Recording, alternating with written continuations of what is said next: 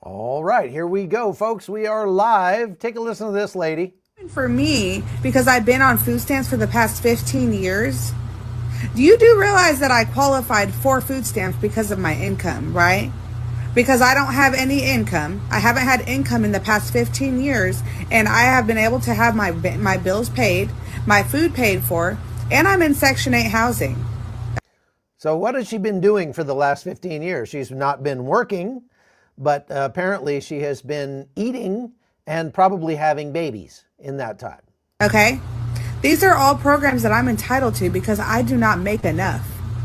So she's entitled to your money because she doesn't make enough. We're going to talk today about the incredible amount of fraud that is taking place in U.S. welfare programs. The United States spends trillions of dollars a year, trillions, on various different welfare programs for the poor, aged, infirm, whatever, in the United States.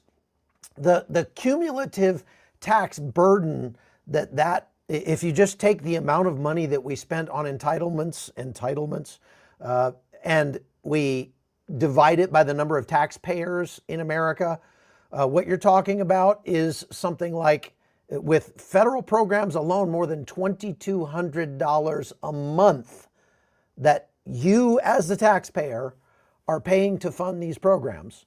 And if you add in state and local programs, it goes up to about $3,500 a month. How many of you knew that you were spending $3,500 a month to pay for people to stuff their face and have babies in America? Because that's apparently what is happening with America. And folks, the government shutdown keeps dragging on. While politicians are, playing chicken with the economy, the rest of the world's just preparing for the fallout. Central banks have been buying gold at record levels. In the last quarter alone, global gold demand hit a staggering $146 billion. People from, countries from China and Poland are hoarding gold, not because it's shiny, but because they see what's coming. Debt, inflation, instability are all on the menu for the next few years. And they're not betting on paper promises. These countries know better. They're stockpiling real assets. And that's the difference between paper gold and physical gold. You heard me talk about this a lot. Paper gold is a financial product. It exists on a screen at the mercy of banks and bureaucrats. Physical gold is something you can hold in your hand. It's outside the system, it's outside their reach, and a little quarter-sized coin like this is worth about $4,000 right now on the market. That is what you call insurance, folks. That's what I call insurance. When things break, and they will, the people holding real gold are not going to be waiting on the next government fix. They'll already be protected. This is how you protect yourself against downturns in the market, loss of job, health problems, things like that. And that's why I work with Preserve Gold. They make it simple to convert part of your savings or retirement into real physical bullion, safely and securely delivered or stored in your name. So don't wait until the markets catch up to reality. Take the same steps the central banks are taking right now. And to do that, text Chuck to 50505 and get your free guide to learn how to protect your wealth and get real gold you can hold like this. This is a Krugerrand, and it's one that I carry when I travel, just so I have some extra cash on hand if I lose my wallet or whatever. So text Chuck to 50505 because paper wealth disappears and real gold doesn't. Okay. Now, we're going to be talking about the incredible amount of just billions of taxpayer dollars that are being drained from American welfare, not on paper, but in reality. If we look at just the SNAP program alone, you're talking about if just 1% of the SNAP program gets diverted for some sort of fraud, waste, or abuse, you're talking about $1 billion gone just like that. And I mean, SNAP outlays are between 100, 107 billion. And so this is about fraud, it's about trafficking, and it's about a tax dollar pipeline that skips accountability and ends up overseas. Your money is going to pay for people's mansions overseas. I know that for a fact because I went to Guatemala and I found a place where the entire village left and went to the United States and started signing up for welfare, getting jobs under the table for cash, and then sending a good portion of that money back home to build themselves unbelievable houses in the mountains of Guatemala. Take a look at this. I'll show a couple minutes of this. In this village is because it's basically a ghost town. It had, I believe, upwards of 1,500, maybe 2,000 people at one time. Last night I met with the mayor of the town, and he told me that the town today is looking at maybe 200 people. Más o menos unos, aquí en la aldea, más o menos unos 200. So he's just saying 200 people. Del población. Casi la mayoría está allí. La The mayoría majority quedó. of people are in the United States. Se fue. They're down to maybe 200 people. So we wanted to know why, and as it turns out, the reason for this town, declining like that doesn't have to do with gentrification. It doesn't have to do with anything except for migration. Almost the entire town has migrated to the United States, and especially the men. So as I've been walking around the town today, I've seen almost exclusively women and children that are here. They say there's only maybe 150 people left, 200 people left in the town right now. The men that I've seen are either kind of infirm, very drunk maybe. I saw one really drunk guy, and or they're working on construction. And that's the other kind of interesting thing about this town. It's a desperately poor town, and that's one of the reasons that's cited for the people going to the United States. But there's new construction popping up all over the place, and the houses are being built, and these are big houses. I'm going to show you some of these houses. They're being built with remittances, money that's being sent back from the United States. So I'm going to show you a little bit just as I walk around the village. I'm going to talk a little bit about that. Right now, I want you to hear a little bit from my friend that I'm here with, Todd Bensman, talking about what's going on in this village. Sure. Okay, so you can go and watch the rest of that. We'll put it up over on Locals. So I would highly recommend that you go to Locals and become a supporter over there. It's also, you can search for it here on YouTube because it's been on our YouTube channel before. But what this village was doing is all of the men went to the United States. They signed up for various programs, and then they got the money and they sent that money back to their families that they had left behind in Guatemala and paid to build themselves. Some of those houses were more than 3,000 square feet. Now, I'm curious, how big is your house? I mean, not that it matters. We have a couple of houses, and one of them is 510 square feet, and one of them is 5,000 square feet. So, and that's fine. But you can live wherever you want. I just wonder, these people in this village, when they left the village, their families were living in huts that were made of bamboo with thatched roofs and dirt floors, maybe concrete floors. And as we walked through that village, you go back and watch the rest of that video, some of these houses are literal mansions. They've got, flourishes on the over the windows. They've got brass fittings. They're really big and really nice. And 3,000 square feet easily. Some of these houses that they were building with American tax dollars that they were sending home. So as it turns out, there's at least $200 billion a year that's being sent out of the United States in the form of remittances. Remittances are money that migrants or immigrants come to the United States. They either work or they get money from welfare programs.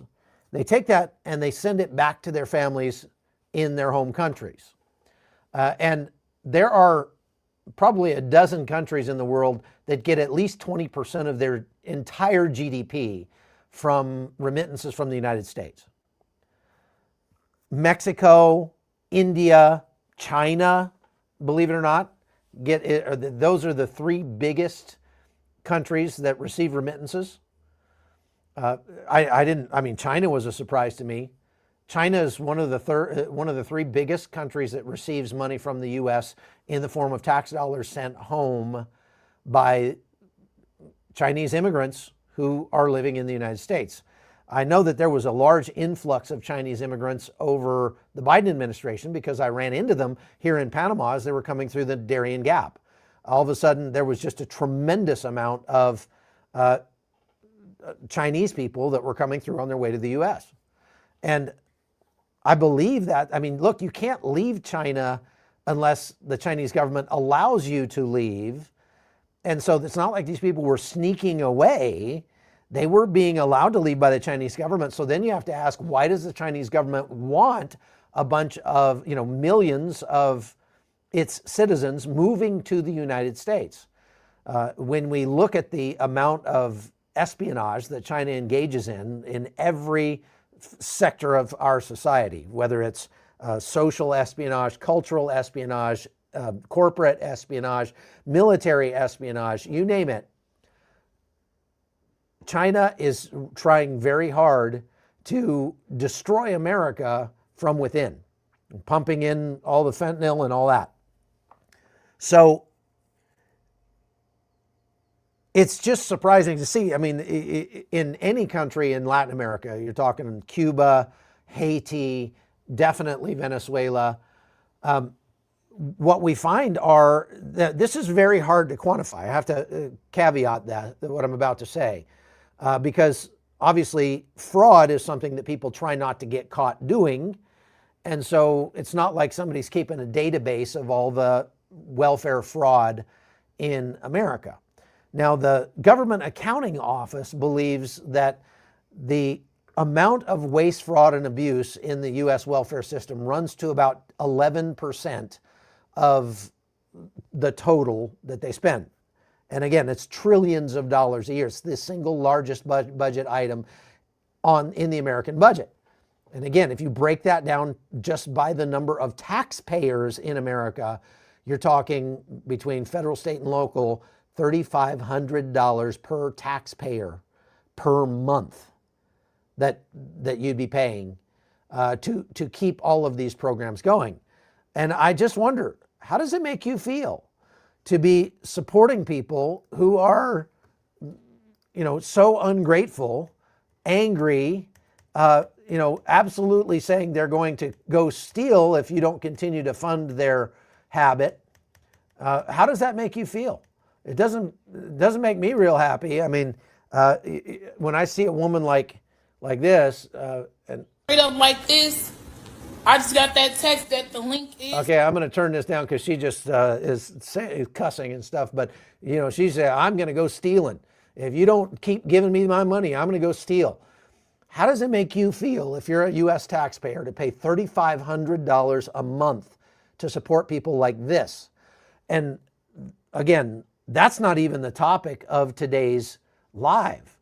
The topic of today's live is the incredible number. About 1.4 million illegal immigrants are likely collecting some form of welfare, U.S. taxpayer dollars, and and then a large portion of that they turn around and send back to their home countries. And so it's a $200 billion a year drain on the U.S. economy for all those remittances.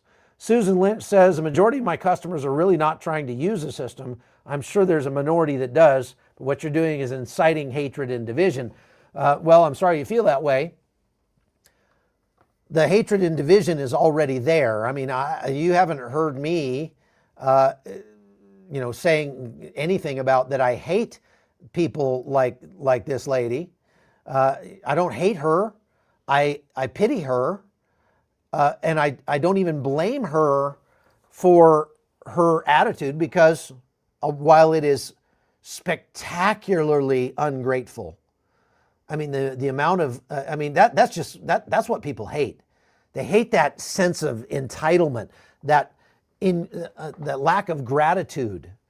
Here they are receiving money from taxpayers. I don't know about you, but I have to work for quite a bit of time every year to pay for, we're talking weeks, if not months of my year are going specifically to pay for people like that.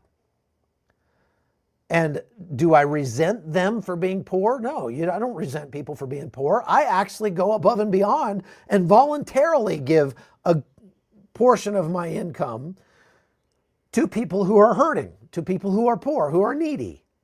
Many of you have as well. And that's the way it's supposed to happen. But I certainly resent the government for putting together programs that are so porous that they can allow 1.4 million people who don't even belong in this country. They are not in this country legally, to collect money from me. So I'm working for them, to support them, and they're not willing to work to support themselves. Now, I'll give you an example. I'll give you just an anecdote from one couple that I met. I met them as they were coming out of the jungle here in Panama after they had crossed through the Darien Gap. They were in pretty bad shape. I actually took the time to treat their wounds because they had very bad trench foot and they could hardly walk when they came out of there. It was a man and wife from Cuba. So as I was treating their feet, I was talking to them, and they were telling me that they were school teachers in Cuba. And between the two of them in Cuba, they made $45 a month. And they actually, they lived on that. They didn't live well on that, but they lived on that. And so they had decided that they were going to go to the United States and try to make a go of it, make some more money. So they made their way. I gave them my WhatsApp number and I said, I'd like for you to text me every time you move, because I'm trying to track the pathway that people take up to the U.S. So they agreed to do that, and they texted me on their way up to the U.S. When they got into the United States, it turned out that we were actually in the same place. They came in at El Paso, and I happened to be there. So I went and picked them up and, kind of interviewed them again, got an update on their experience coming up into the U.S. From Texas, then they asked me if I would take them over to a local church. And I said, okay, what's at the local church? And they said, well, we have a WhatsApp group that all the migrants are on, and they all share ideas and information about how to, get money to stay here. And so there's a city-run program at this church that they went and signed up for, where they could get, I think it was 7 or 8 months of money, actual, cash benefits on an EBT card. And what they learned from their little WhatsApp group was, don't go in as a married couple, because then you'll only get one card. Go in separately as two separate people. You'll get 2 cards and double the money. So they were already learning how to game that system. Well, then once they got that money, they got on a bus and they went out to Miami, where they proceeded to sign up for another local program that did something similar. No, I did not help them illegally come into the U.S., Rachel. I will not do that. They came into the U.S. illegally, and I went and interviewed them because I'm a journalist, and that's what journalists do. But I did not help them in any way, shape, or form. And I won't. I'm not going to do that. But thank you for that question. As a matter of fact, I've had a lot of people when I was traveling with the caravans. I was walking along with the caravans through southern Mexico, and I had a rental car, and what I would do is I'd drive up to the head of the line of the caravan and then film them as they went by, and then get back in my car and drive ahead again, so I didn't have to walk the whole way. And I had a lot of those migrants who would say, hey man, can I just ride with you since you're going the same direction we are? And I would say, absolutely not, because I will not help you get one step closer to the United States. Now, there were times when I was with those caravans where people would say, I can't keep walking, I'm exhausted, and we're not even a fifth of the way there, I can't make it, and so I want to go back to Guatemala. And I'd say, well, I'm driving back toward the Guatemalan border, I'll give you a ride. And I would put them in my car and drive them south back to Guatemala and help them not immigrate to the United States. As a matter of fact, the 120 or so single mothers that we are now helping with some support, some spiritual support, and that sort of thing, helping them get started with micro loans for business and getting a business started and that sort of thing. These are Venezuelan single mothers who live in Colombia as refugees. And the reason that we started that ministry was to keep them from going through the Darien Gap and dragging their kids through there and possibly dying in the jungle and going up to the United States. And there have been many times where they have called me and they've said, everybody in our neighborhood is going to the U.S. This is during the Biden administration. And we should go too. And I'd say, don't you do it. You'll never see another dime from me if you go to the United States. We do not support illegal immigration into the U.S. And so thank you for, thank you for that question. Now, back to this couple from Cuba. They went out to Florida, they signed up for another program there, then they signed up for some federal programs like SNAP and temporary assistance for needy families and things like that. They got signed up for whatever federal programs they could. And then they went out and they both got jobs working for cash under the table, $15 an hour. And so the next time I visited them to interview them about their experience, they had been in the United States for a year and they were making $60,000 a year. They had 2 cars, they had a house that they were renting, and they had a baby, an anchor baby, for whom they received more welfare benefits as well. So they had gone from $45 a month to about $5,000 a month by coming to the United States, and at least about $3,200 a month of what they were making came from U.S. taxpayers. Thank you, Tony. Very kind of you. I appreciate that. So $3,200 a month coming from taxpayers for 2 illegal immigrants who were waiting on their asylum hearings in the United States. And oh, by the way, they're still here, and now they have 2 children, and again, still getting those benefits. That means just mind-blowing. And other than the ways that they were gaming that system by signing up as 2 single people and things like that, they weren't actually breaking the law. And here's where it gets interesting, and this is what I wanted to really talk about today with this $200 billion a year that's flowing from the United States, much of that is taxpayer money, and going to these countries of origin that supply the illegal immigrants to the U.S. So countries like Cuba and Haiti and Venezuela.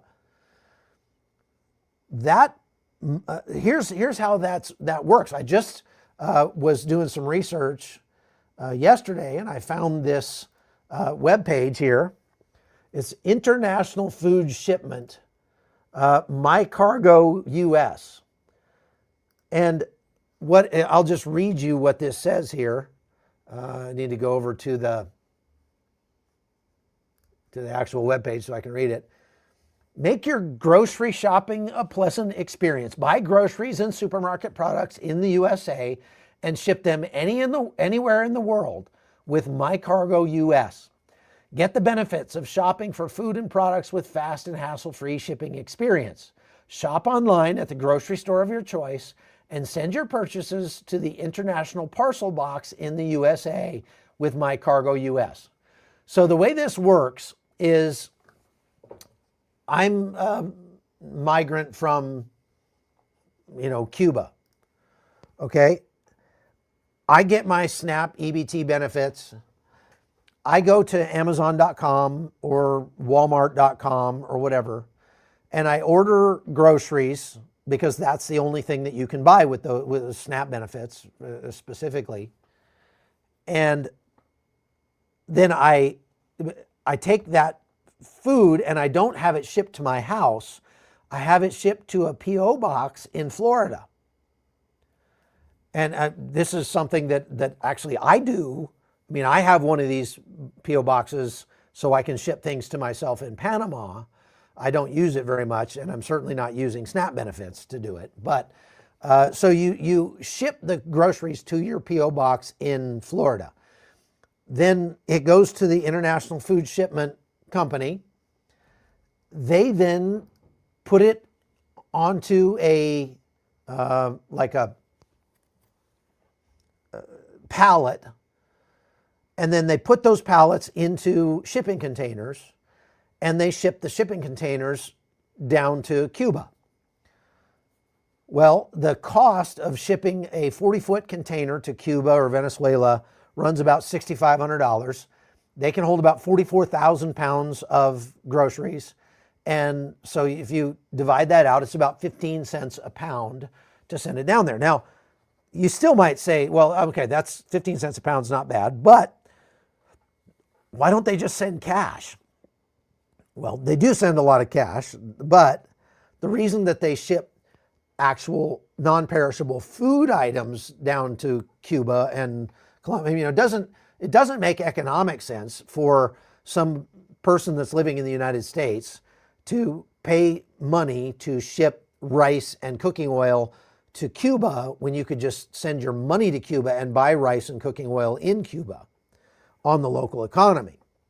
But the reason that they mail rice and cooking oil to Cuba is because that's the only thing you can buy with your SNAP benefits. So I would say that not all of the business that these international freight forwarding companies get is fraudulent use of SNAP benefits, but a very significant portion of it, I would say probably a majority of the business that they do, shipping food items to other countries, is outright fraud in the form of remittances being, used to purchase food and then sent to the countries of origin for their families.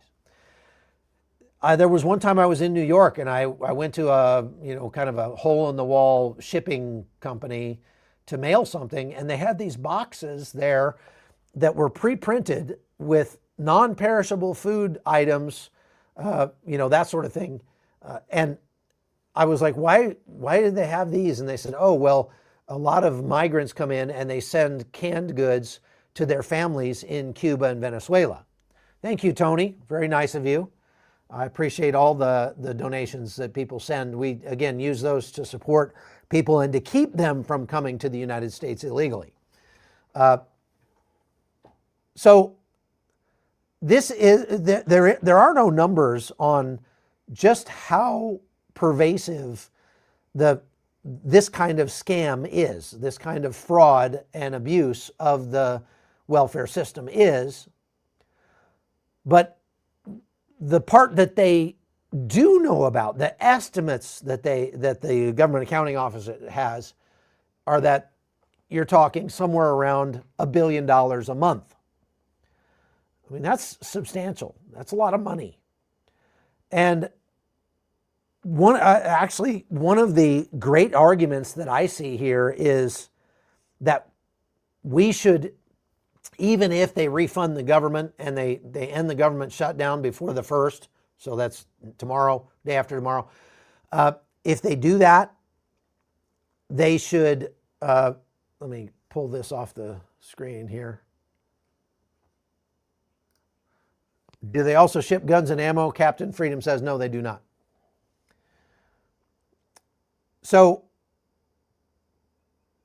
this $1 billion a month, and it's likely many times that, because if they were to fund the government tomorrow and the government shutdown, that you could make an argument that we should still not pay out on SNAP benefits for one 30-day period. Because what that would do is that we could then correlate that with the drop in overseas freight forwarding. And if international food shipments went down by 12% or 20% in that 1 month, that would give us a way of actually ascertaining how much fraud is taking place in terms of, I would just call it remittance fraud. Okay? So it's one thing to say, I'm going to go to the United States, I'm going to, get my residency, get my green card, I'm going to go to work, and I'm going to send money back to my mother who's still in Cuba. I don't really have a problem with that. President Trump has talked about taxing those remittances, but the problem with taxing those remittances is, number one, you're going to catch up people who are not actually, they're not actually remittances. The only way to tax remittances is to tax any money that's electronically transferred from the United States to another country.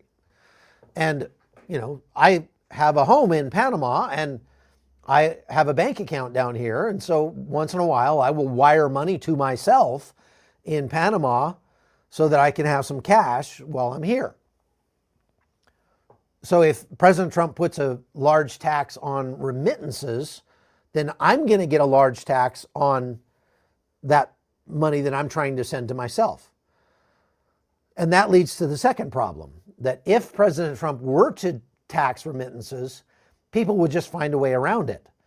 I would then have to bring more cash down in my pockets when I fly down from the States, and I fly back and forth to the States enough that, I could bring down, $9,900 at a time and have enough money here to pay for everything I have to pay for in Panama, without having to actually, remit that money electronically to Panama. And so I could get around that.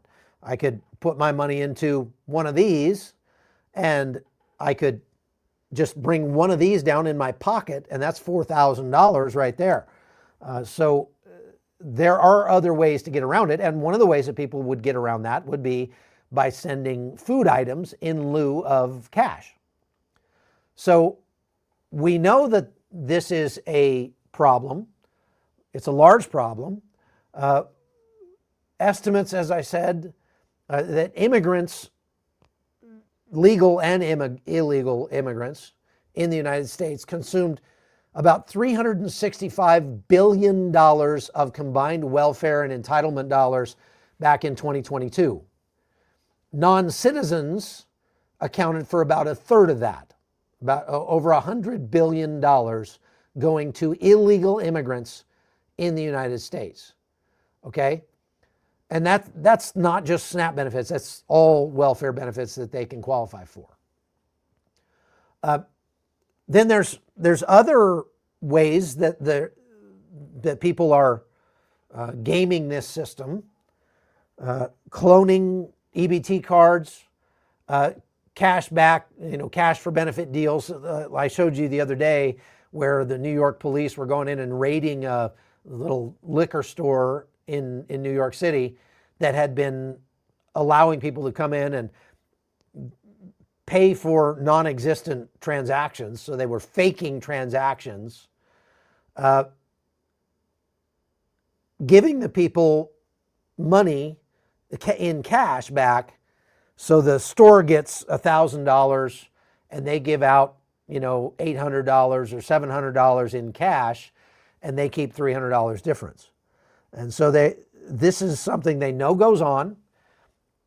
Talking to people on the street, when you look on social media and there's a lot of people going around doing man on the street interviews in New York, and people are saying everybody we know does this. So I believe that the problem is much larger than most people realize, much larger, okay? Now, I want to get to this because, this is now a very rancorous issue in the United States. The Democrats have been holding the government hostage for now more than a month. And as I've said before, weaponizing the suffering of American people against Republicans.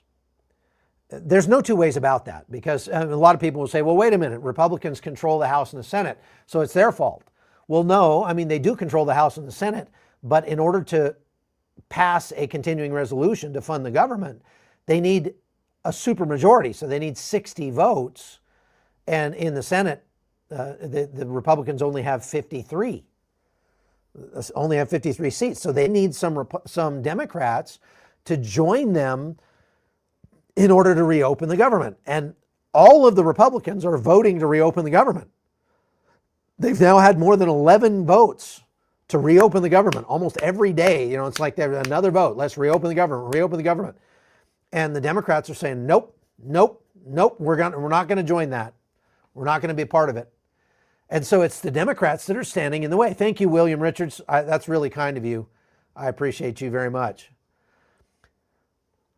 So this didn't used to be a difficult issue. This didn't used to be something that people couldn't agree on.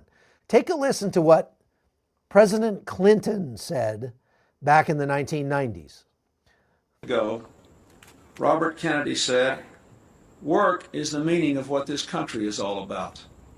We need it as individuals, we need to sense it in our fellow citizens, and we need it as a society and as a people."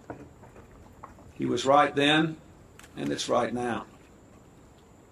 From now on, our nation's answer to this great social challenge will no longer be a never-ending cycle of welfare. It will be the dignity, the power, and the ethic of work.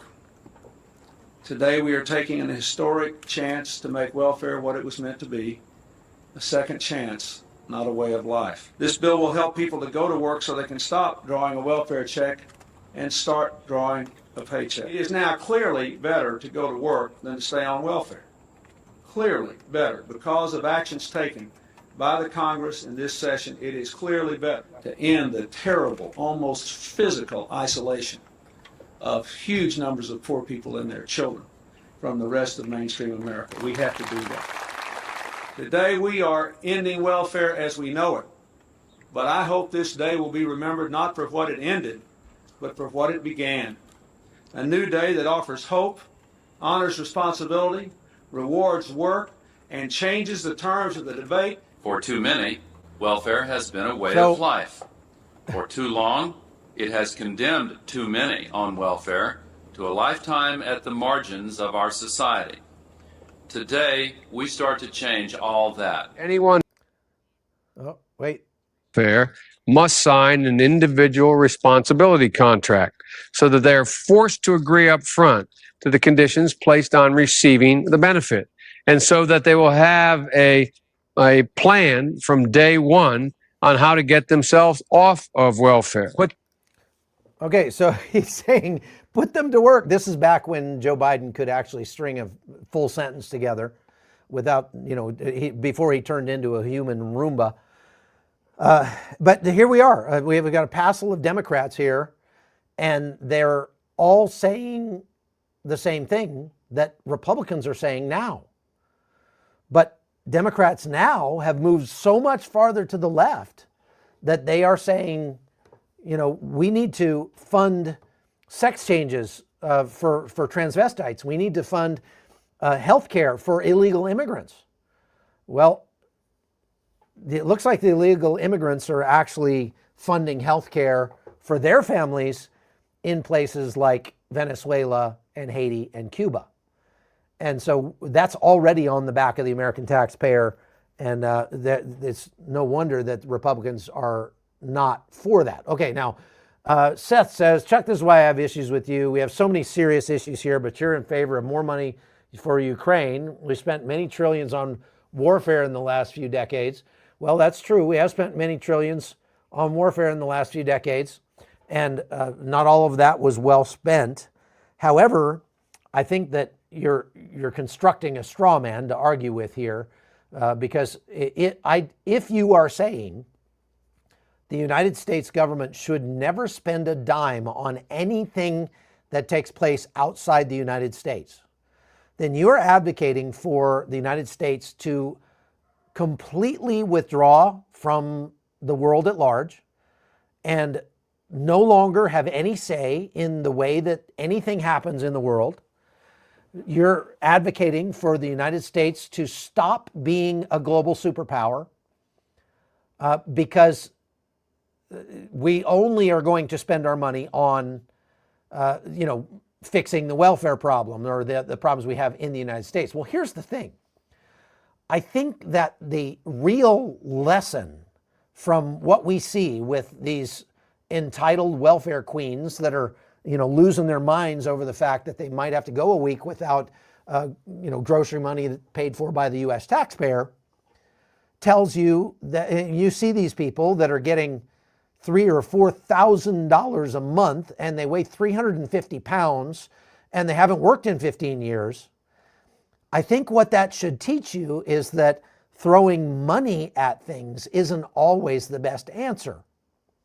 And so we don't need more money for the U.S. welfare system. We need dramatically less money for the U.S. welfare system.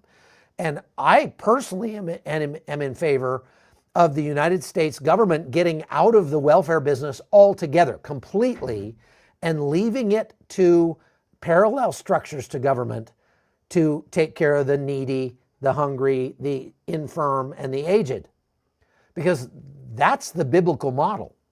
The biblical model is where you reach into your pocket, Seth, and you take your money out and voluntarily give it to somebody in need.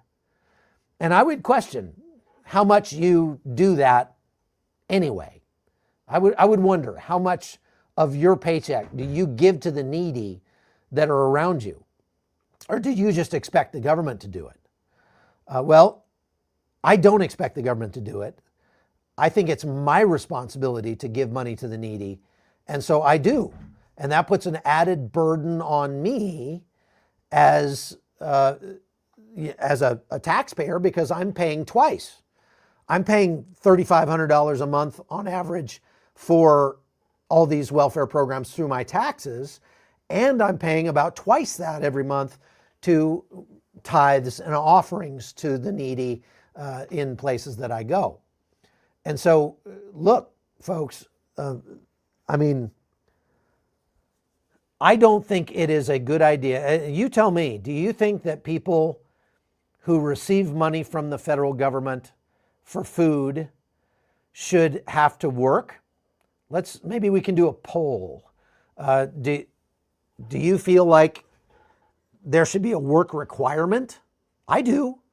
There's certainly lots of stuff that could be done to make America better by people. And so if you want to get free money from the government, it shouldn't be free. You should have to earn it. I think that's a great idea. There's another idea that's been floated that if you are receiving government benefits in the form of welfare, you temporarily will lose your ability to vote. And that's to keep politicians from being able to buy votes by giving more people welfare. It is without a doubt the case that people vote for those who are going to give them the most benefits. And so if you're receiving benefits from the U.S. federal government, maybe you shouldn't be able to vote. Now, I'm not talking about retirement benefits or Social Security or Medicare or things like that, things that you paid into and therefore you have a right to get back out of. But when you're talking about people that have been generationally on welfare And like this woman that was saying that she hasn't worked in 15 years because she doesn't make any money. Well, why doesn't she make any money? Because she doesn't add value to the world around her by working. And if you are of no value in terms of productivity to your country, then if you receive any benefits at all to help you get by, they should be extremely short, extremely limited, and extremely small. Why? Because we want to make it more uncomfortable for people to take money on the public dole, to lay there and be able to suckle at the teat of big government is not helpful for human flourishing. It steals dignity from the people who are doing it.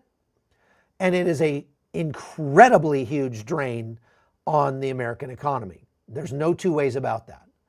And because the government is so inefficient at everything it does, if they were to turn that responsibility back over to non-governmental organizations and churches, churches could be far more effective at helping people for a whole lot less money. And, then it would be more voluntary for you to give that money. So, it's just ridiculous to me that we know that there is so much fraud and waste and abuse in the EBT system, in the SNAP system, in the welfare system writ large. People shipping stuff, food to their family abroad, which their family then sells and makes money.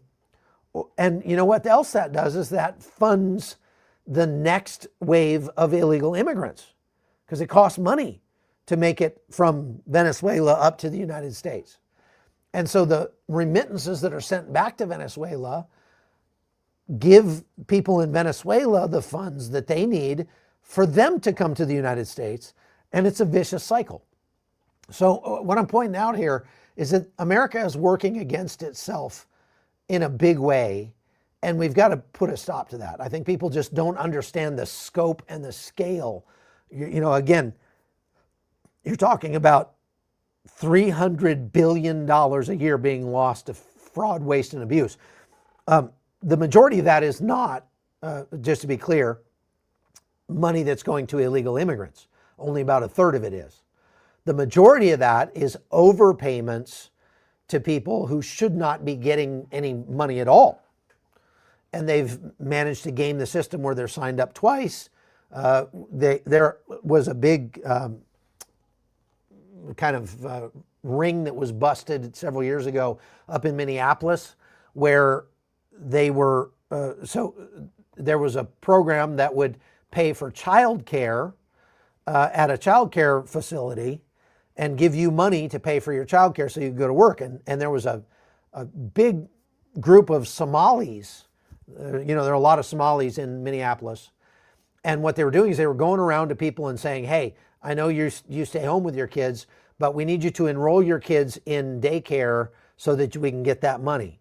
And they were gathering up that money. So as a community, they were defrauding the system to the tune of hundreds of millions of dollars, gathering that money up and sending it all over to Somalia.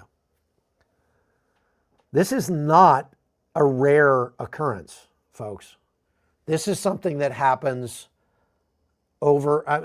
just to a massive extent. And we don't even know how bad the numbers actually are. So we need to get better at cracking down on this. And one of the ways to do that would be to just dramatically scale back the amount of benefits that people can get and stop encouraging people, stop paying people to have children out of wedlock, stop paying people to cohabitate rather than get married, stop paying people not to work. If they want to get benefits, we should hand them a shovel, hand them a rake, do something, even if it's making America more beautiful. And you know what? Getting them outside, it's obvious that many of these people don't get outside much and don't do much in the way of physical labor. So that might not be such a bad thing. It would actually be helpful for them to do that. Okay, now one last thing I wanted to show you was a video from the vice president where he's talking about immigration here. The honest answer to your question, what is the exact number of immigrants America should accept in the future? Right now, the answer is far less than we've been accepting. We have got to become a common community again, and you can't do that when you have such high numbers of immigration, which is one of the reasons why we have the immigration policy we do. So what he's pointing out there is that when the Biden administration brought in more than 12 million, is close to 15 million illegal immigrants over the 4 years of his tenure, what that does, that such a large influx of people from other countries makes insular communities of those countries. So like the Somalis up in Minneapolis, they're not by and large assimilating and becoming Americans. They're just staying Somalis and keeping their own, problems, bringing a lot of the things that they left Somalia to avoid, to get away from, the war, the violence and all that. They're actually bringing that stuff with them because somebody coming from a failed state like Haiti or Venezuela or even Mexico, in many cases, is not just going to all of a sudden become a fine, upstanding, law-abiding citizen because they don't even know what it's like to live in a place where there are laws. And so the crime rates are going to go up and all those things are going to happen. So the vice president is saying we need to dramatically stop immigration for a period of time so that we can allow the people that are in America time to assimilate and become American. That's an interesting, I just wonder what your thoughts are on that right there. Now, we got a bunch of questions here that I'll get to.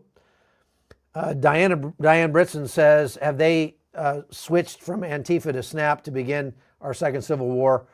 I think it's both. I think it's both and, not either or.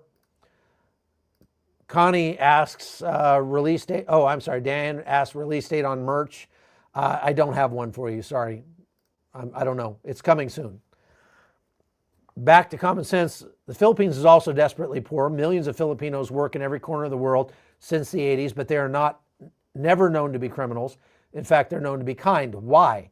Well, because the Philippines is a Christian nation.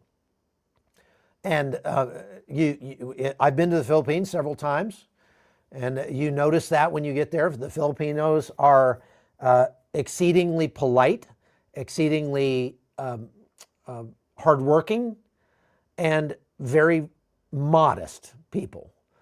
So that comes from their Christian heritage, I believe, right there. So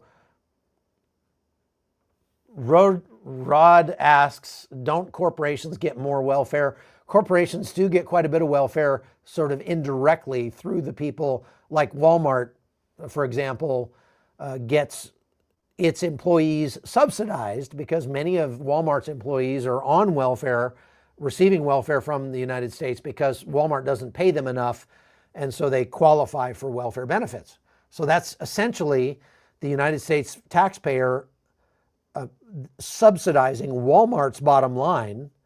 Now you should say, a lot of people say, well, then we ought to have a $15 minimum wage. The problem with that is Walmart just replaces those employees rather than paying them more. So it's a difficult problem that doesn't have an easy answer. Low blood pressure says trillions go to Chinese companies from importing. What's your point? Well, I think you missed my point there. My point is that remittances are not exports. Okay, remittances are separate from exports. You're talking about exports. And actually China has a massive trade imbalance. The United States ships very little to China in comparison to what China ships to the United States. So your economics are bad there. Lord Peanut says, can you compare the people on benefits in the USA to the ultra-Orthodox Jews in Israel living off the state? They both go very violent when they're asked to be normal and have lots of kids. Well, you could compare that. The ultra-Orthodox, who are even today staging massive protests even against the draft in Israel. But yeah, they do tend to get violent when they talk about, because they get subsidies from the government. Look, why is it that when you go to a national park, there are signs everywhere that say, please don't feed the bears? There are signs everywhere that say, please don't feed the animals. Because if you feed the bears, you get more bears coming around. Why does this federal government have such a hard time understanding that it works the same way with people? You feed the ducks, you get more ducks. You feed the people, you get more people. Truth says seniors contribute every PAC during working years for retirement income. Why aren't we considered worthy of the same non-earned entitlements?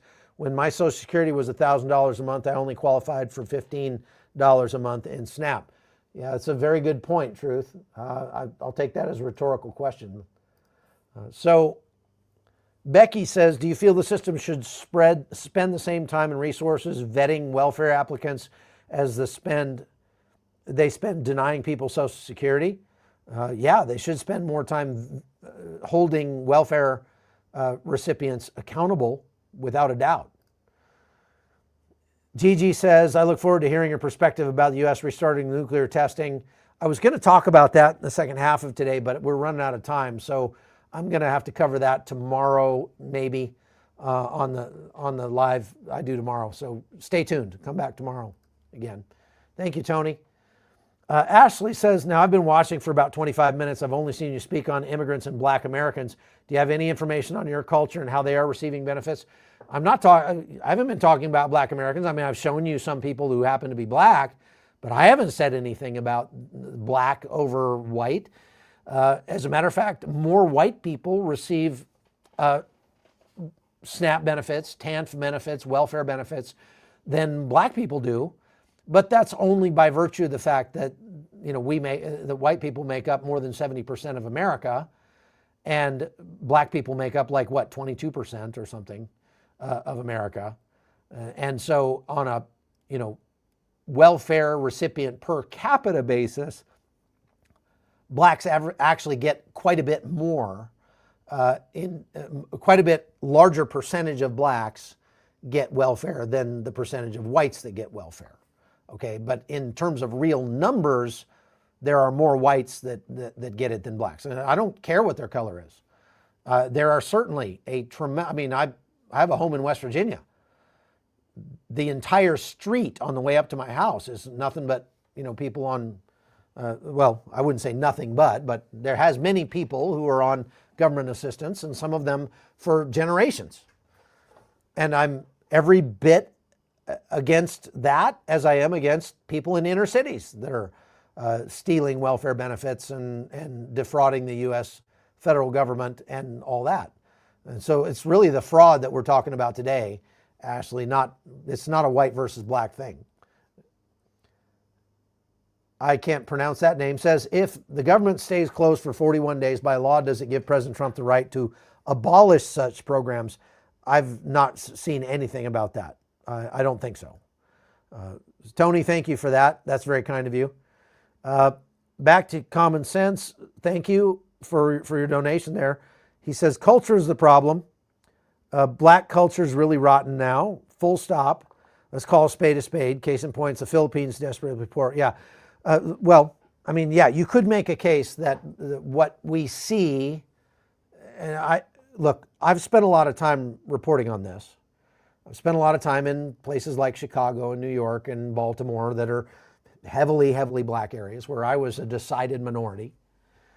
And I will tell you that by and large, Black culture in America is extremely dysfunctional. I mean, just catastrophically dysfunctional. And that's borne out in the numbers. More than 70% of Black children are born to unwed mothers, for example. Again, large amount of women that are having tons of babies that are on welfare and Section 8 housing and all that kind of stuff. I've even there are a lot of Black people that I've met who still adhere to the culture that Black America had back in the 50s, which was not so unhealthy. It was the culture of faith And I've met a lot of black people that are incredibly good, just fervent Christians. And you're actually seeing it on social media where black people are who hold to those morals are coming on and making videos and saying, all those other black people that are saying they're going to go steal, what's wrong with you? If you got enough energy to go steal, why don't you have any self pride? Why don't you have any pride in yourself? Why don't you have any dignity to actually go out and get a job? Why do you have to say you have to go steal? I'd say you're a coward if you're going to just go steal rather than go to work. And I'm watching people say that. Now, I can't show them to you because even those black people use so much profanity and vulgarity in their speech that it would take me hours to bleep it all out. And again, that I think that when you have old women and elderly men and little kids and mothers using just insane amounts of foul language in their everyday speech when they're not even mad about something, with their kids sitting right next to them. So it's so normalized in your community that you can call people MFers with your kids sitting right there listening to you, and you don't have a problem with that. That is dysfunction. That's really, really bad. We should have more pride than that. We should have more respect for each other than that. But unfortunately, many people in the black community don't. Andrew Johnson says, you're all a bunch of Grinches. You sit here taking donations. You're no better than those people that you think you get to dictate what they can have. You should be ashamed of yourselves. Okay, so Andrew, the reason that I should be able to dictate what they can have is because I'm paying for it. I pay taxes, a lot of taxes in the United States. I pay tens of thousands of dollars a year. At one point, I was paying more than 62% of my income in taxes every year. That means I should have something to say about it because I'm the one that's funding it. Anybody who's funding it should be able to talk about it. I'm not trying to tell these people what they can have. They can have whatever they want if they're willing to go work for it. And I would venture to say that I give a lot more money to charity than you do. Just saying, Andrew. Self-righteous, pompous jackwagon. All right. Back to common sense. Says culture is the problem. Black culture is really rotten now. Okay, we already got that part. I got here 15 minutes late. I already got that part, Nate. If this hasn't been addressed, doesn't the new law that must work if able go into effect on November 1st and that's being kept quiet? I have not seen a new law. So I don't think that's true, KP1. TS says, I agree. Why are skills, trades, cooking, money management not included in basic education? We should have sections on basic law and taxes. Yeah, they don't teach the things you really ought to know in schools these days. They're too busy teaching you to, use pronouns correctly and that sort of thing. Angie said, which is better, the ones that are working and sending money overseas or the ones that are not working and getting benefits? The ones that are working are better, but the worst of all are the ones that are not working and sending money overseas. That's the point of today's live. Cheryl Miller says, won't carrying cash come with a higher risk of danger? Yeah, certainly it will. And, you should be prepared for that. Lord Peanut II says, how expensive is food in America? How much do you actually need to feed a family for a month? Well, those of you that are watching that are in the United States right now, you tell me, what do you spend in a month on food? I can't answer that question for myself because I probably eat in restaurants 70% of the time because I'm traveling all the time for my work. I don't know. I mean, what I do know is that when I was in the U.S. for the last 3 weeks, that we often ran into $100 a plate in restaurants up in Maine. Maine's very expensive. We were in Camden, which is a tourist town, so you can expect that to be expensive. I paid $9 for a cup of coffee the other day in the New York airport. So food is quite expensive in the U.S., but that's if you're out there, buying food at the airport. Well, yeah, of course it is. You're going to pay $18, $20 for a hamburger in the airport. If you are buying reasonable amounts of healthy food, beans, rice, oatmeal, fruits, vegetables, things like that, you can live on much, much less. And I would say that a lot of people are probably living on $300 to $400 a month per person, or even less. Okay, Rev Ren says, why doesn't the government take all these people on social media saying these things and throw them right off these programs? I think they should. That'd be a great idea. Diane Britson says, are they switching from man? Okay, we already answered that. I don't know what you're talking about, Diane. Julie says, who's going to raise the children? Women not voting because they're raising babies. The amount of money women make doesn't pay enough for daycare. Someone has to raise the children. I really believe women should prefer that the preferred method in America should be for women to stay home with their children and provide the children with a stable presence in the home. Men should go out and provide for the family. Women should stay home and take care of the kids. That's the way it worked in our family. And I realize it doesn't work that way for everybody. And I realize everybody's got their own situation. You got to work out your own sexual politics and who does what in your family. And many times there are women that have a career and the man stays home and takes care of the babies. Fine, whatever. That's fine. But I think that far too often we do not prioritize the raising of our children. And so we farm them out to an institution where they're going to be with a bunch of other kids their age, learning bad behaviors that you probably don't agree with from those other kids. And then you're going to wonder why your kids don't feel much connection to you when they get to be teenagers or adults.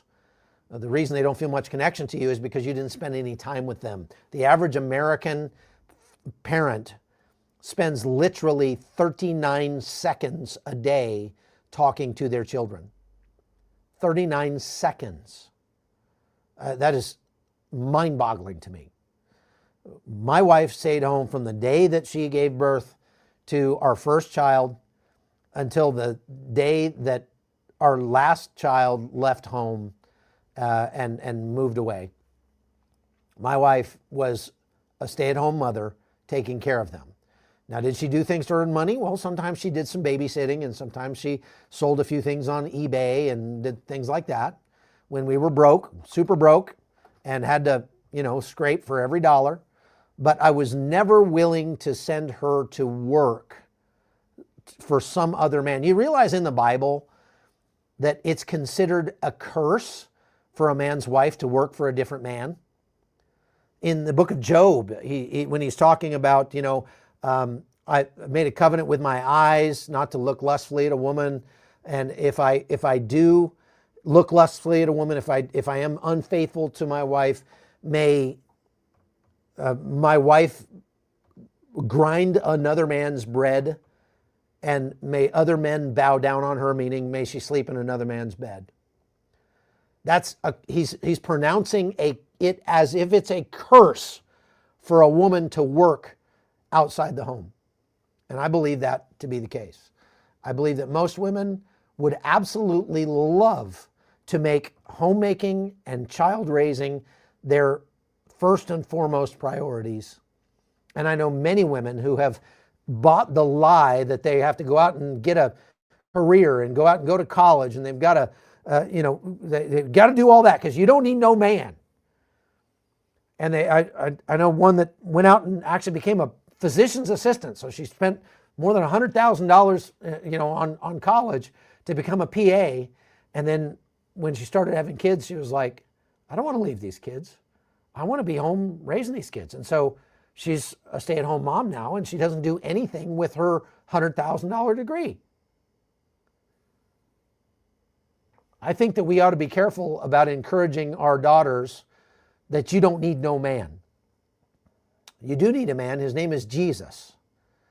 And if you are the right kind of person, Jesus will bring you a man to provide, protect, and give affection to you every day of your life. I believe that with all my heart. Okay, this looks like we got a couple more questions here. Why do you think people come here illegally to work hard? That would be true if government would not give support. Illegal immigration is disgusting. It's people who do not want to stay in line. Well, we've made it very difficult for people to come here legally, and so it's just much easier for them to come illegally.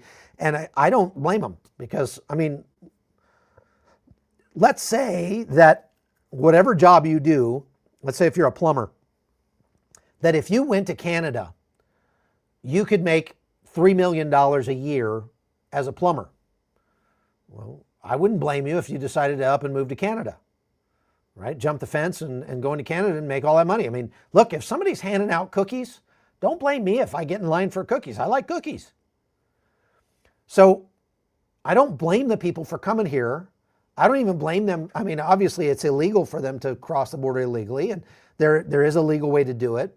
The United States should make that a little easier for people to do it the legal way, and a lot harder, a lot more painful to do it the illegal way. And that kind of incentive actually works. Angie says, the Somalis you're referencing, did they come to the U.S. legally or illegally? Both. Both. Cheryl Miller says, I hope that Chuck will address that subject. Do you think this is all interconnected with bigger agendas such as AI replacing human workers with robots?